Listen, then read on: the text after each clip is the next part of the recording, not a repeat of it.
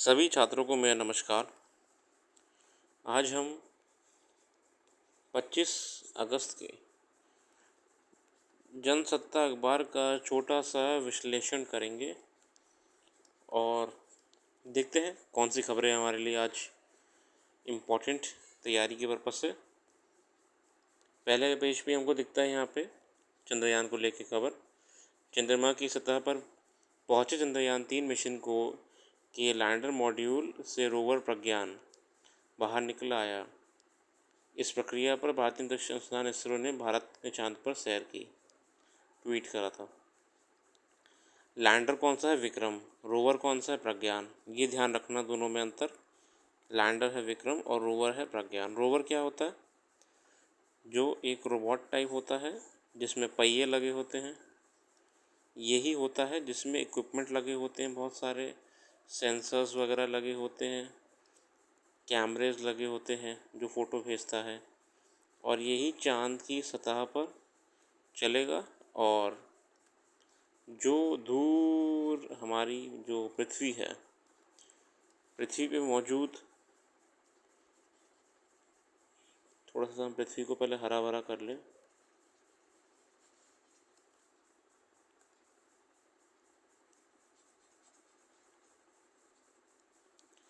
जो दूर हमारी पृथ्वी मौजूद है, यहाँ पे जो भी डेटाज़ हैं इनको सेंड करेगा सैटेलाइट्स के माध्यम से या फिर ग्राउंड स्टेशंस जो होते हैं अर्थ में। ठीक है, तो इस रोवर का नाम जो वहाँ पे चलेगा, इसका नाम है प्रज्ञान। ठीक है, और ये लैंडर जिससे उतरा था नीचे, उसका नाम है विक्रम। ठीक है, विक्रम से उतरा है प्रज्ञान। प्रज्ञान रोवर है।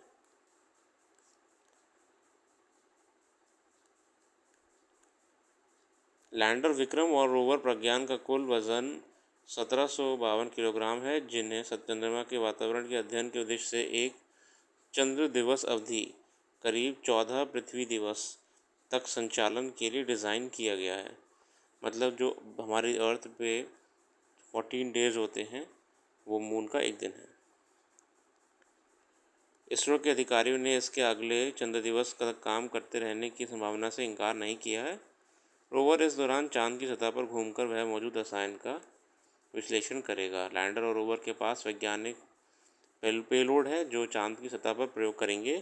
रोवर अपने payload MPXS alpha particle X-ray spectrometer के ज़रिए चंद्रमा की सतह का अध्ययन करेगा ताकि रासायनिक संरचना की जानकारी प्राप्त की जा सके और चंद्रमा की सतह के बारे में ज्ञान को और बढ़ाने के लिए खनिज संरचना का अनुमान लगाया जा सके।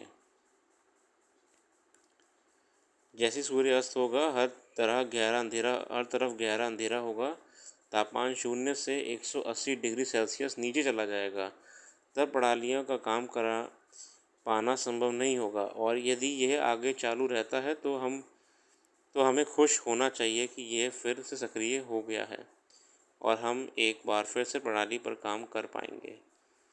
हाँ, ये बेसिकली धूप से भी पावर लेता है अपनी, और जब रात में बिल्कुल अंधेरा हो जाता है तो आपका सूरज होता नहीं है, तो ये वहाँ पे रेस्ट करता है अपना। ठीक है, आगे देखते हैं। कोई संवैधानिक धोखाधड़ी नहीं। ये असल में क्या है ना, आर्टिकल 370 को लेके सुप्रीम कोर्ट में बार बार अर्जी लगाई जा रही हैं, तो CJI साहब ने क्लियर कर दिया है। अब आर्टिकल 370 में जो हुआ है वो हो चुका है, अब वो हट गया है तो हट गया है। प्रधान न्यायाधीश चंद्रचूड़ ने सॉलिसिटर जनरल तुषार मेहता से कहा कि आखिरकार उन्हें यह बताना होगा कि अनुच्छेद 370 के खंड 2 में मौजूद संविधान सभा शब्द को 5 अगस्त 2019 को विधानसभा शब्द से कैसे बदल दिया गया। अब ये जो CJI साहब इसमें कमेंट्री कर रहे हैं, फिर जो एक नया पॉइंट निकल के आ रहा है, इसके कॉन्स्टिट्यूशनल जो एस्पेक्ट्स हैं उसको लेकर है। ठीक है, जो होना था वो तो हो गया, निरस्त तो हो चुका है, मगर निरस्त होने के बाद भी क्या क्या बातें निकल के आ रही हैं संवैधानिक तौर पे, है ना।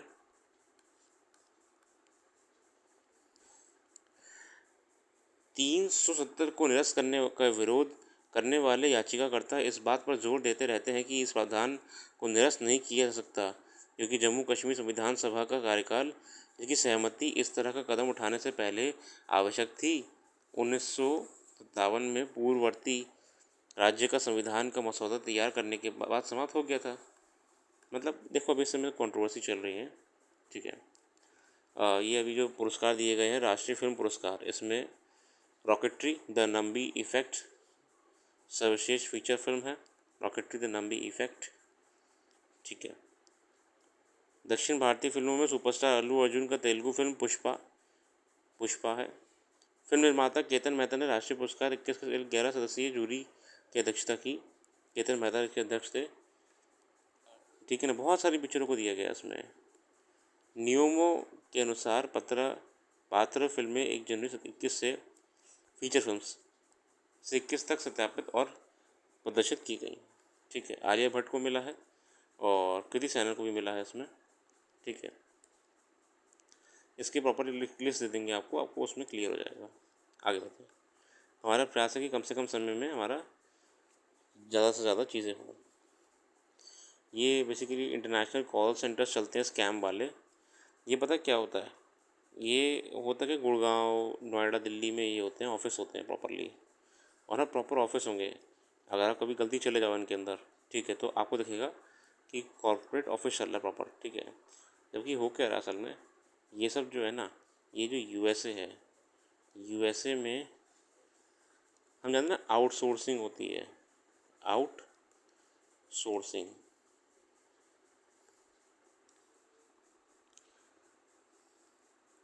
हुआ क्या, जैसे कि आप लोगों ने इकोनॉमिक्स में भी पढ़ा होगा, जैसे कि हम पढ़ाते आपको बताते भी हैं कि आउटसोर्सिंग में क्या होता है कि यूएस ने अपने बहुत सारे काम है वो इंडियंस के थ्रू कराता है, क्योंकि सस्ता पड़ता है, ठीक है, सस्ता पड़ता है। अब होने क्या लगा कि जो जो टेंडर्स देते थे इन कामों का इंडिया में, जो इंडिया में कंपनीज ये सब काम करने लेती थी, इन पे क्या हो रहा था, यूएस की कंपनीज का डेटा जो कि मिलता था, दिन भर जो ये काम करते हैं डे के टाइम पे, ये पूरा ऑथेंटिक भी होता है, इनके पास प्रॉपर लाइसेंस होता है। मगर होता क्या ना, अब ये लोग क्या करते हैं, डेटा का गलत इस्तेमाल करते हैं। गलत इस्तेमाल कैसे करते हैं, स्कैम करते हैं।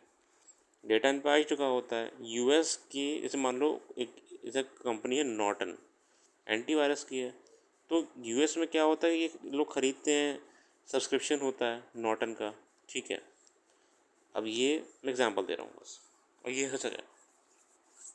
अब मान लो यूएस में कोई बंदा है, उसका कुछ प्रॉब्लम आ रही है, ठीक है, कंप्यूटर में, लैपटॉप में, या फिर इस नॉर्टन सॉफ्टवेयर में। तो इसने क्या करा, यूएस ने प्रॉपर जो नंबर दिए हुए हैं उस पर कॉल करते ही कॉल डायरेक्ट होगी ही इंडिया, क्योंकि इसको आउटसोर्स करा हुआ है काम करने के लिए। अब क्या होता है कि ये लोग जो काम कहा गया ये करने की जगह अब उल्टा काम कर रहे हैं। ये फर्जी नंबरों के माध्यम से उन्हीं कस्टमर्स को कॉल करते हैं और फिर बोलते हैं कि हाँ जी आपका तो एक्सपायर हो गया है। बोले हाँ जी हो गया है, तो एक काम करिए मैं रिन्यू कराता हूँ आपका, मैं आपको एक वेबसाइट एक पेज बता रहा हूँ, आप जाके इसमें लॉगिन करिए, अपना क्रेडिट कार्ड वगैरह लगा दीजिए और आपको ये रिन्यू हो जाएगा, दिक्कत नहीं आएगी आपको। काम ये ओरिजिनल होना था असली वाला कंपनी का, मगर ये हो रहा है कौन सा गलत काम। इसमें क्या हो रहा था कि बहुत बड़े बड़े कॉल स्कैम सेंटर्स बन गए थे इंडिया में, ठीक है। अब यूएस में ऐसा नहीं कि इन लोगों को पता नहीं था, ये पता था। कई बार क्या हुआ, पुलिस की भी इसमें मिली भगत पता लगी है, क्योंकि जब जब इनपुट इंडिया भेजा गया यूएस से, और जब पुलिस ने रेड मारने के लिए एक्शन करा, और पता को ये जो कारोबार है इसमें अर्निंग कितनी है पर डे, पर डे की बात करो अगर आप, तो 20,000 रुपये तो ये लोग 5 मिनट में कमा लेते हैं। ये लोग पर डे की खेलते हैं 14 लाख में, 14 से 20 लाख में, ठीक है। तो इसमें क्या हुआ, कई बार जब यूएस से इनपुट आया कि ऐसा हो रहा है आप इन लोग को अरेस्ट करिए। अब देखो भले ही कंपनी ऐसी ऐसी गलत कंपनियों से टेंडर अपने वापस ले लेती है, मगर डेटा तो इन पर आ जाता है ना सारा कंप्यूटर्स में, हार्ड डिस्क में। तो कई बार कंप्लेंट करी गई, तो हुआ कि जब जब पुलिस रेड मारने गई ये पूरी पूरी जगह खाली हो गई, यहाँ पे कोई था ही नहीं। ये इसमें पुलिस की मिलीभगत देखी गई, मगर अभी वो मुद्दा नहीं है। हालांकि पुलिस ने अभी पिछले 2 महीने के अंदर अंदर ही बहुत बड़ी बड़ी रेड करी हैं, एक चंडीगढ़ में और एक आपका नोएडा में, ठीक है। फर्जी अंतर्राष्ट्रीय कॉल सेंटर का भांडाफोड़ कर विदेशी नागरिकों से लाखों रुपए की ठगी करने में आरोप में 84 लोगों को गिरफ्तार किया। पुलिस उपायुक्त जोन प्रथम हरिश्चंद्र ने गुरुवार को बताया कि पकड़े गए लोग में 46 पुरुष और 38 महिलाएं। इन लोगों को से 20 लाख रुपए नकद और 150 कंप्यूटर, 13 मोबाइल फ़ोन, एक बड़ा सर्वर युक्त राउटर व एक क्रेटा गाड़ी बरामद की गई है। गिरोह के सरगना योगेश पुजारी व हर्षित चौधरी मौके से फरार हो गए। चंद्र ने बताया कि थाना फेस 1 पुलिस की बीती रात में 18 सेक्टर से 6 में हर्षित चौधरी व योगेश पुजारी द्वारा फर्जी कॉल सेंटर चला जाने की सूचना मिली। ठीक है, मतलब ये अब उसमें मैं नहीं जाऊँगा। आरोप है कि ये लोग एजेंट या कॉलर के माध्यम से विदेशी नागरिकों से वार्ता कर उन्हें किसी भी कारणवश कानूनी कार्रवाई किए जाने का झांसा देते हैं। इनके स्कैम करने के दो तरीके होते हैं। पहला तो या तो ये बोलते हैं कि आपने जो भी सॉफ्टवेयर लिया हुआ है, जिस भी डेटा का होता है, उसका सब्सक्रिप्शन ख़त्म हो रहा है और आप रिन्यू कराइए। बहुत सॉफ्टवेयर होते हैं ऐसे जिनको रिन्यू कराना ज़रूरी होता है। दूसरा क्या होता है, ये लोग बोलते हैं कि हम IRS से हैं, और ये IRS ये इंडिया वाला नहीं, IS IPS वाला। ये IRS जो है ये US में, US का है IRS, ये वहाँ की संस्था है इनकम टैक्स वाली। ये लोग डराते हैं कि हम IRS से बोल रहे हैं, आपका पिछले जो आपने टैक्स वगैरह फाइल करा उसमें गड़बड़ी वगैरह ये है, और अगर आप चाहते हो कि आपका रेट ना पड़े तो हमें आप इतने डॉलर्स दो। इनमें डेटा होता है IRS, ठीक है ना, ऐसे डराते हैं ये लोग। उनसे गिफ्ट कार्ड या क्रिप्टो करेंसी के माध्यम से, जो गिफ्ट कार्ड ट्रेस नहीं कर सकते, क्रिप्टो करेंसी ट्रेस नहीं कर सकते, ठीक है ना, ऐसे ये लोग स्कैम करते हैं। पूर्वोत्तर के लोगों को देते थे नौकरी। पकड़े गए 90% कर्मचारी पूर्वोत्तर के हैं। इनके अंग्रेजी में बात करने का तरीका काफ़ी हद तक अमेरिकी लोगों की तरह होता है। जी हाँ, जो नॉर्थ ईस्ट के लोग होते हैं इनकी अंग्रेजी बहुत अच्छी होती है, अंग्रेजी बहुत रिफाइंड होती है, जिससे ये आसानी से सामने वाले की बातों में उलझाकर उनसे। अच्छा पता है, ये लोग जो कॉल करते हैं तो ये लोग कॉल कैसे करते हैं, ये जो बोलते क्या हैं, ये प्रॉपर अपने आप अपना नाम अलग बोलते हैं। जैसे ये बोल देंगे hello I am gym Smith, है ना, और पूरा आपको लगेगा कोई अंग्रेज बात कर रहा है। फिलहाल ये सब स्कैम सेंटर्स चल रहे हैं जो कि गलत है। यहाँ पे हमारा अगला आर्टिकल सफलता का अखाड़ा। ये कुछ खास नहीं है। भारतीय कुश्ती महासंघ के चलते एक बार फिर भारत को खेल की दुनिया में किरकिरी झेलनी पड़ रही है। संयुक्त विश्व कुश्ती यानी यूनाइटेड वर्ल्ड रेसलिंग ने भारतीय कुश्ती महासंघ की सदस्यता निलंबित कर दी है। इंटरनेशनली भाई हम लोग को तो निलंबित कर दिया। ऐसा उसने भारतीय कुश्ती महासंघ का चुनाव न हो पाने की वजह से किया। इलेक्शन हो नहीं पा रहा है। हालांकि यूनाइटेड वर्ल्ड रेसलिंग यानी UWW ने करीब 3 महीने पहले ही पत्र लिखने का चेतावनी दी थी। इन लोगों ने नोटिस भेजा था कि भारतीय कुश्ती महासंघ 45 दिनों में भीतर अपने पदाधिकारियों का चुनाव कर ले, नहीं तो उससे सदस्य रद्द की जा सकती है। कुश्ती महासंघ के पदाधिकारियों का चुनाव कायदे से जून महीने में ही हो जाना चाहिए था, मगर कुछ अड़ंगेबाजियों और खेल मंत्रालय की शीतलता के चलते नहीं हो सका। मतलब सोचिए कितनी बेइज्जती वाली बात है। पढ़ लीजिए, कुछ खास आर्टिकल नहीं वाला। नीति की ज़मीन पर उतरने के लिए, नीति की ज़मीन पर उतरने का इंतज़ार। अब नई शिक्षा नीति के आलोक में राष्ट्रीय पाठ्यचर्या प्रारूप यानी NCF की घोषणा भी कर दी गई, मगर 3 साल बाद भी नई शिक्षा नीति सभी राज्यों में लागू नहीं हो पाई है। इस मगर ठीक है, लागू नहीं हो पाई है। इसे लेकर राज्यों के अपने दृष्टिकोण हैं, मगर इस बात का नज़रअंदाज नहीं किया जा सकता कि नई शिक्षा नीति तत्कालीन परिस्थितियों में एक नई व्यवस्था का प्रारूप पेश करती है जो देश की ज़रूरत है। शिक्षा समाज का वह आईना है जिसे सूरत और सीरत दोनों की खूबसूरत बनाया जा सकता है। इसी सिद्धांत को व्यापकता देते हुए 2020 में नई शिक्षा नीति बनी, जिसमें कई सकारात्मक उद्देश्य शामिल किए गए। इसका एक बड़ा उद्देश्य 2030 तक प्राथमिक से लेकर माध्यमिक स्तर तक 100% सकल नामांकन अनुपात हासिल करना है। केंद्रीय मंत्रिमंडल की मंजूरी के बाद से ही इसे लागू करने की प्रक्रिया देश भर में शुरू हो गई थी। इस क्रम में कर्नाटक देश का पहला राज्य है जहाँ नई शिक्षा नीति के लागू किया गया। कर्नाटक में करा गया था, ठीक है। यहाँ पे देखेंगे नई शिक्षा नीति में कई नए आयाम हैं। भाषा के स्तर पर इसमें उदारता और पाठ्यक्रम की दृष्टि से कहीं अधिक लोचशीलता है, ठीक है ना। चरणबद्ध प्रक्रिया में देखा तो अब भारत में शिक्षा की शुरुआत आधार स्तर से शुरू होगी, जिसमें पहले 3 साल बच्चे आंगनबाड़ी में विद्यालय पूर्व की पढ़ाई करेंगे। उसके बाद अगले 2 वर्ष यानी कक्षा 1 और 2 के लिए स्कूल जाएंगे, जो नए पाठ्यक्रम के अंतर्गत होगा, है ना, बदल दिया है। शिक्षा नीति के माध्यम से बहुत बदलाव करे गए हैं। स्विट्ज़रलैंड की शिक्षा नीति में अपने आप में एक अलग तरह की ज़िंदगी है। ये प्रारंभिक से लेकर उच्च शिक्षा तक के लिए अंतर्राष्ट्रीय स्तर पर विख्यात है। यूरोप कई देश मसलन Switzerland, Netherland, Germany, England, France और इटली समेत कई देश शिक्षा के मामले में काफ़ी ताकत बना चुके हैं। नीदरलैंड की शिक्षा को काफ़ी किफ़ायती माना जाता है। शिक्षा के साथ कई देशों में अंशकालिक नौकरी करने की भी छूट मिलती है। इसके अलावा भी कई सुविधाएं हैं।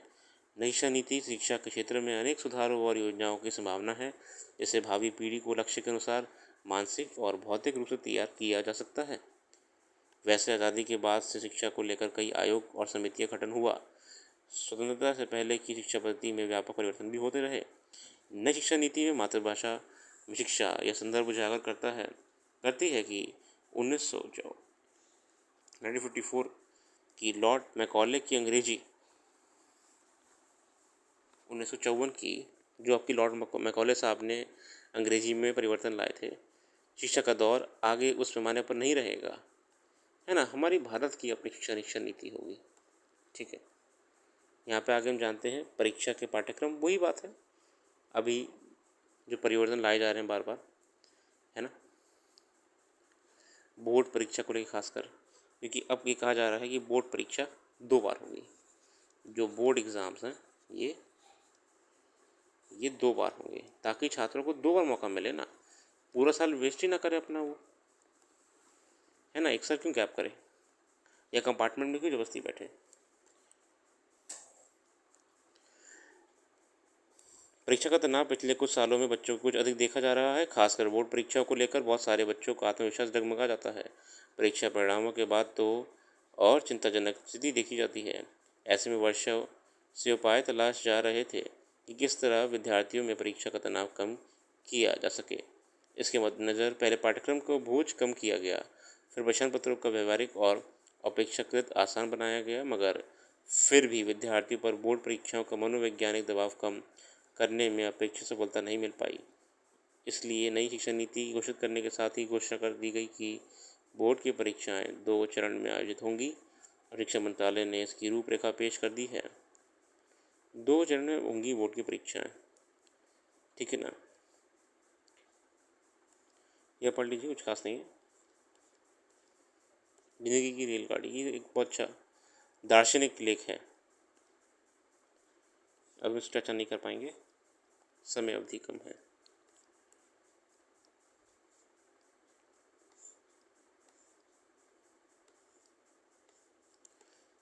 ये जम्मू कश्मीर को लेके ही है कमेंट्री। प्रक्रिया में कोई खामी नहीं है, तो प्रधान न्यायाधीश ने कहा, हम ऐसी स्थिति नहीं बना सकते कि जहाँ अन्य साधन को उचित ठहराता हो, साधन को साध्य के अनुरूप होना चाहिए। केंद्र की ओर से बहस शुरू करने वाले वेंकटरमणी ने कहा, जैसे कि आरोप लगाया गया है, प्रावधान को निरस्त करने में कोई संवैधानिक धोखाधड़ी नहीं हुई है। वेंकटरमणी ने पीठ से कहा, उचित प्रक्रिया का पालन किया गया, कोई गलत काम नहीं हुआ और कोई संवैधानिक धोखाधड़ी नहीं हुई। जैसे कि दूसरे पक्ष में आरोप लगाया, उनका तर्क त्रुटिपूर्ण और समझ से परे है।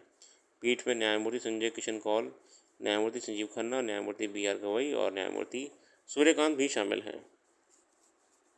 आर्टिकल 370 को लेकर आजकल एक मुद्दा बनाया जा रहा है, प्रयास कर रहे हैं मुद्दा बनाने का। कोई दिक्कत नहीं, लोकतंत्र है और लोकतंत्र में न्यायालय भी है, हर किसी को अधिकार है ये कार्य करने का। बाकी आज के लिए हम इतना ही रखते हैं। अपना कीमती समय देने के लिए बहुत बहुत धन्यवाद। आपका दिन शुभ हो।